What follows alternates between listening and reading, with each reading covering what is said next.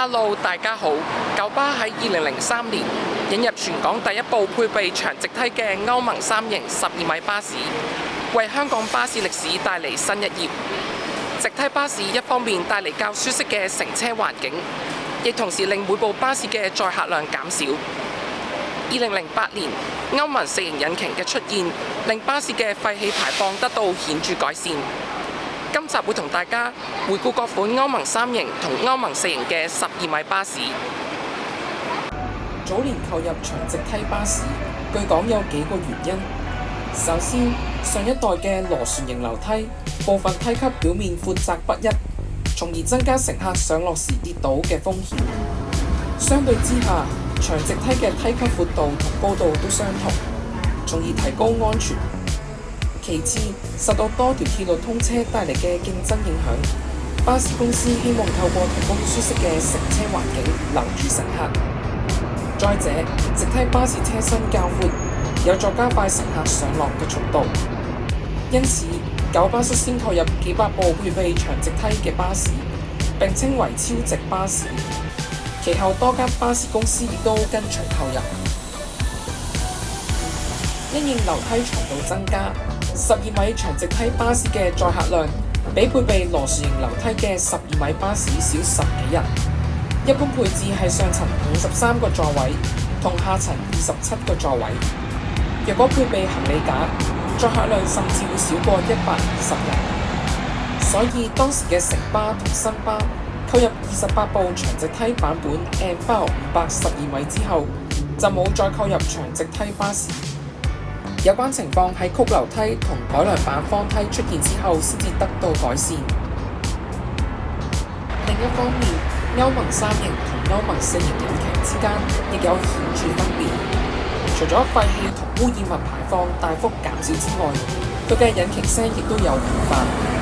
最後一款配備歐盟3型嘅巴士係富豪 B9TL 12米，而歐盟4型巴士主要喺2008年到2010年期間購入。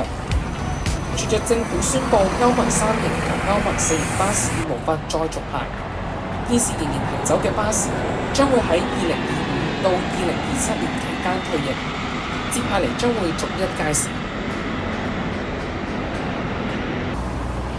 2022年同2023年初，城巴同當時仍然營運嘅新巴將旗下所有12米歐盟4型巴士公車。呢個情況喺兩巴合併之後繼續維持，令唔少人覺得呢批巴士冇復出嘅機會。點知踏入2025年，城巴安排幾部歐盟4型12米巴士續牌並重新載客，以舒緩車隊不足嘅問題。雖然呢批少數民族嘅車齡已經達到15年或者以上，但係佢哋嘅曝光率仍然十分之高。城巴同新巴喺2008年購入28部配備長直梯嘅歐盟4型 N5 512米，當中城巴嘅10部設有行李架，早年獲安排到深圳灣口岸嘅路線行走，車隊編號8100到8109。而新巴嘅18部巴士就廣泛行駛客量高嘅路線，車隊編號5500到5517。其後隨着後繼車型 N5 500MMC 獲大量購入，加上實施低排區政策，令呢28部巴士陸續成為部分唔途經低排區路線嘅主力，包括70、99同18X 路線。今次復出嘅長直梯歐盟4型 N5 512米，只有前新巴代表5513，車牌 NG5568。呢部巴士喺2025年4月續牌之後，先用作訓練巴士，並喺5月重投載客行列。從上層車廂可見，整條長直梯嘅長度接近2隻標準車窗，而8個梯級嘅長度同闊度係相同嘅，所以外觀十分工整。基於呢個配置，全車只設80個座位，包括上層53個以及下層27個。當中上層樓梯前面有3排座椅，而下層一共有6張座椅設於低地台空間，每邊第一排座位設為關愛座。呢部 N5 500嘅車門都係由滇生產，其中前門係上一代嘅闊身車門，而中門就係右框板連環推式。車門關上嘅時候會先向中間移動，然後先至一齊推返去原有位置，整個過程大約4至5秒。此外，呢部巴士設有多部電視，並曾經播放唔同廣告，但而家全數已經停用。至於報站方面，上下層車頭嘅預設組件用作走馬燈報站，而新買入嘅屏幕就顯示路線沿途各站。目前5513主要行走於唔途經低排區嘅港島東路線，常見於82、82X 同110路線，基本上每日都會行駛。不過呢部巴士曾經獲派到往返粉嶺皇后山到大圍站嘅城巴79號線，間接令城巴北區網絡第一次出現歐盟4型巴士。由於嗰次派車十分罕見，因此當日吸引好多巴士迷喺沿線拍攝。其後配合柴灣海德園開售，5513喺2025年8月披上全車身廣告，從而暫別原來嘅橙白綠車身色彩。由於5513預計喺2026年退役，因此城巴冇安排佢換上全新嘅車隊色彩同5位數編號。2009年，城巴購入另一批為數18部嘅歐盟4型 Enviro 512米，車隊編號8110到8127。今次安排復出嘅一共有4部，當中8110、8111同8113同時更換新嘅 W 字頭車牌，而8112就維持原有嘅 N 字頭車牌。呢批 Enviro 512米同上一批巴士最大嘅分別係採用長度較短嘅曲樓梯，由下層輪椅位靠近中門嘅角度就可以清楚睇到呢個分別。而由上層車廂嚟睇，曲樓梯嘅長度大約係1隻半標準車窗。受惠於樓梯長度縮短，全車嘅載客量稍為增加，當中上層設有55個座位，下層就有31個。相對之下，曲樓梯嘅8個梯級長度同闊度就唔一致，而樓梯前面嘅座位亦都減少至2排。另一個較明顯嘅分別係下層嘅座位佈局。高樓梯版本 Enviro 512米，樓梯後面嘅頭3排座椅置於低地台空間，同時因為油缸嘅位置改為中軸嘅前面，所以中門後面嘅1排座椅設喺梯級上面。至於關愛座就設於右邊頭2排座位。其他微細嘅分別仲有車門同波箱。首先，曲梯版 Enviro 512米巴士，佢哋嘅上車門改用右框版本，而中門喺關上嘅時候冇喺中間停頓，而係直接推返去原有位置，因此整個過程嘅所需時間較5513快大約1秒。另外，直梯版同曲梯版 Enviro 512米雖然同樣採用 ZF 波箱，但兩款波箱嘅配置稍有不同。相較5513，8110到8113嘅派車較穩定，集中行走南區唔經低排區嘅70同70P 號線。此外，呢批巴士亦間中喺85、99、107同606號線出現，基本上每日都會出車。由於8110到8113預計喺2026年退役，因此城巴冇安排佢哋換上全新嘅車隊色彩同5位數編號。至於九巴，現時仍然有幾十部歐盟3型同歐盟4型長直梯巴士行走。佢哋雖然喺疫情期間並冇通車，但就因為假日車隊過剩，只係喺平日同星期六行走。為配合持續更新車隊，現存嘅歐盟3型12米長直梯巴士正陸續退役。作為引入直梯巴士嘅先鋒，九巴喺2003年到2012年購入嘅巴士，全數採用長直梯。經過20幾年嘅時光之後，最後一款歐盟3型嘅代表係配備 Enviro 500車身嘅富豪 B9TL 12米。外觀上呢款巴士同丹尼士 Enviro 500 12米有相似嘅地方，不過可以由車轆嘅排序同埋車尾水箱分辨兩款巴士。九巴喺2006年到2008年期間，一共購入86部配備 Enviro 500車身嘅富豪 B9TL 12米，並喺2020年同2022年接收龍運巴士嘅10部同款車，車隊編號係 AVBE。呢款巴士嘅前門同中門都係 Deanz 生產嘅闊身車門，而中門關上嘅時候會先稍微向外移動，合上嘅時候直接返去原有位置，整個過程大約4秒。至於下層嘅座位配置同長直梯版 Enviro 500 12米大同小異，上層樓梯前面同樣設有3排座椅。九巴同龍運巴士配備 Enviro 500車身嘅富豪 B9TL 12米，採用兩款唔同座椅。較早購入嘅車隊使用 Lussolini 座椅，而後期購入嘅巴士就採用 Vogelsang 座椅。其中 AVBE 83屬於後者，而上層車尾最後一排中間3個位，因為設於逃生窗下面，所以並冇合閘。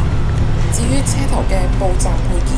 列出 Alexander Dennis 嘅字眼，而扶手就係黃色 T 字形。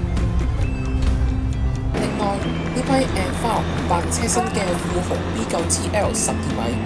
佢哋嘅電牌亦都分為兩種，大部分使用 Hanover 電牌，少量就配備 Grover 液晶顯示屏電牌，字體較幼細。不過因為長期受陽光暴曬，導致呢款電牌晚年嘅清晰度較低，需要喺某啲角度先至會睇得較清楚。2025年9月15日，九巴所有嘅 AVBE 全數退役。退役前剩返嘅車隊全部都係後備車，並且喺平日同星期六支援九龍灣車廠、荔枝角車廠同沙田車廠嘅路線。至於龍運巴士轉售嘅同款車，大部分都保留龍運巴士嘅車身色彩同行李架，並只換上九巴車隊標誌。AVBE 嘅退役亦都代表歐盟3型巴士喺香港嘅營運正式落幕。至於 Enviro 500 12米車隊，可以話種類繁多，並由多個批次組成。首先，屬於九巴嘅一手車隊一共有36部，車隊編號 ATU 1到36，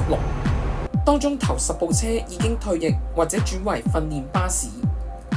至於之後嘅26部巴士，全數初期使用 Hanover 綠色持翻牌電子牌，前門係 Deanz 嘅右框車門，中門就使用 Deanz 嘅闊身連環推式車門，閂門嘅方式同 AVBE 一樣。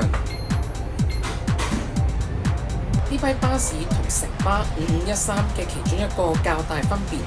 係上層車頭組件，採用當時全新設計嘅倒梯型電視預留組件，並因為同底褲相似而有呢個別稱。呢個設計喺城巴新巴購入嘅部分歐盟型 Enviro 500 12米使用。此外，呢批 ATU 大部分採用 Lussolini 桃紅色座椅，座位佈局就大致同5513相若。九巴之後為呢批巴士增設基本嘅充電設備，並購入新屏幕顯示路線沿途車站。至於九巴嘅二手車隊，就喺2020年到2022年由龍運巴士轉讓，以配合後者因為疫情導致客量急降，以及為更新車隊作準備。呢批巴士一共有27部，車隊編號 ATEU 37到63，並出現3款車身色彩。首先 ，ATEU 37獲翻噴九巴城市脈搏紅色，成為城市脈搏系列入邊車齡最高嘅代表。其次 ，ATEU 40、42同43獲翻噴九巴香檳金色彩，驟眼睇同一手車隊冇太大分別。至於其餘車隊就保持龍運巴士時代嘅橙白色彩，並換上九巴標誌。目前九巴仍然喺度行走嘅歐盟4型 ENVAO 512米獲分配到九龍灣車廠、荔枝角車廠同沙田車廠，並主要係短途路線嘅掛牌車，例如 41M、42M 同205號線等。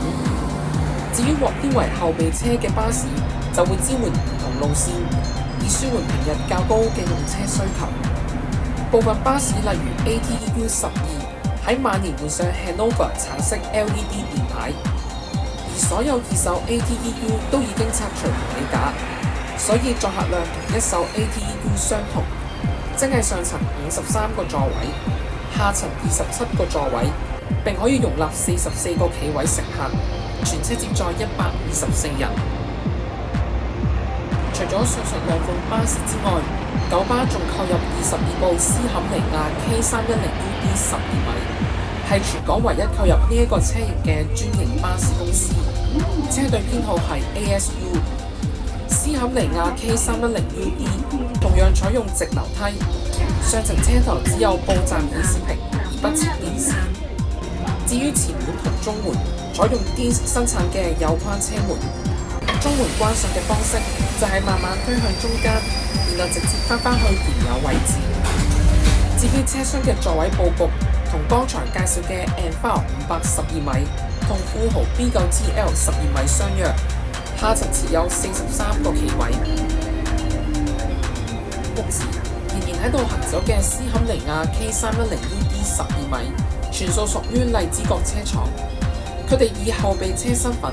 喺平日同星期六行走，並使用 Global 液晶顯示屏電牌或者 Hanover 橙色 LED 電牌。2021年，九巴將其中兩部斯堪尼亞 K310UD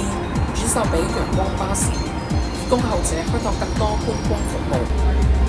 2025年9月，5部同款車被除牌，代表呢個車型正式踏入退役潮。呢批巴士預計將會喺2026年到2027年全數退下火線。除咗城巴同九巴之外，港鐵巴士同龍運巴士亦都有少量12米長直梯巴士。其中前者係東鐵線接駁巴士嘅代表，但係隨着引入電動巴士，佢哋正默默踏入退役潮。至於後者就係車隊入邊嘅少數民族，並且會支援唔同嘅 E 線。港鐵巴士嘅歐盟4型長直梯 ENVAO 512米由兩批車組成，第一批係前九廣鐵路訂購嘅9部巴士，並喺兩鐵合併之後轉售俾港鐵巴士，而第二批嘅15部車就由港鐵巴士訂購。呢24部巴士全數取代上一代嘅利蘭奧林比安11米，用於行走東鐵線接駁巴士 K12、K14、K17 同 K18號線，車隊編號801到824。不過呢批路線實際上係屬於九巴旗下路線，而港鐵巴士嘅角色係負責車務運作，因此呢批巴士只有九巴標誌，係少數以特許經營權模式營運嘅巴士路線。講返呢批巴士，佢哋嘅車身色彩係白紅灰色，而所有車轆都冇領蓋，並加上淺綠色嘅配件穩定車轆嘅螺絲。承接港鐵巴士一貫風格，車廂內裝嘅顏色係湖綠色，並不設任何電視或者屏幕，因此上層整體嘅空間感較5513開揚。而由於東鐵線接駁巴士車程短同站數唔多，因此亦都冇任何報站，車頭嘅扶手就係黃色 T 字形。呢批巴士嘅座位佈局同5513相同，設有80個座位，當中下層每邊第一排座位設為關愛座，整張座椅使用紅色皮套。呢批巴士嘅車門全部由 DINS 生產，前門係闊身車門，中門就係右框連環推式。閂門嘅方式同剛才介紹嘅九巴斯堪尼亞 K310UD 12米相若。801到824早年主要喺東鐵線接駁巴士路線同 K16號線行走， K16號線喺2009年取消之後，因為出現車隊過剩，加上新界西北接駁路線客量持續增加，801到804被調往港鐵巴士新界西北，並換上白、淺綠、淺紫色塗裝。隨着車齡漸高，加上港鐵巴士購入全新嘅電動巴士 Enviro 500 EV 12米，呢批歐盟4型長直梯 Enviro 500 12米喺2024年進入退役潮，當中805到809喺退役之前短暫喺港鐵巴士新界西北嘅路線行駛，並換上港鐵標誌。現時呢幾部車已經全數退役。而港鐵巴士新界西北亦同時將幾部富豪 B9TL 11.3米調往東鐵線接駁巴士車隊，並換上九巴標誌。同之前嘅 Enviro 500 12米相比，呢幾部富豪 B9TL 11.3米只有報站系統，並維持使用白、淺綠色、淺紫色塗裝。目前港鐵巴士新界西北只係剩返803行走，主要喺平日繁忙時段支援 K54、K76號線系列同506號線，而東鐵線接駁巴士車隊就喺平日同星期六行駛，週日同公眾假期因為只有 K12號線營運，所以富豪 B9TL 11.3米已經足夠應付。預計港鐵巴士嘅歐盟4型長直梯 Enviro 500 12米會喺2026年全數退役。至於龍運巴士就一共購入8部歐盟3型 Enviro 500 12米同32部歐盟4型 Enviro 500 12米，全數都配備長直梯。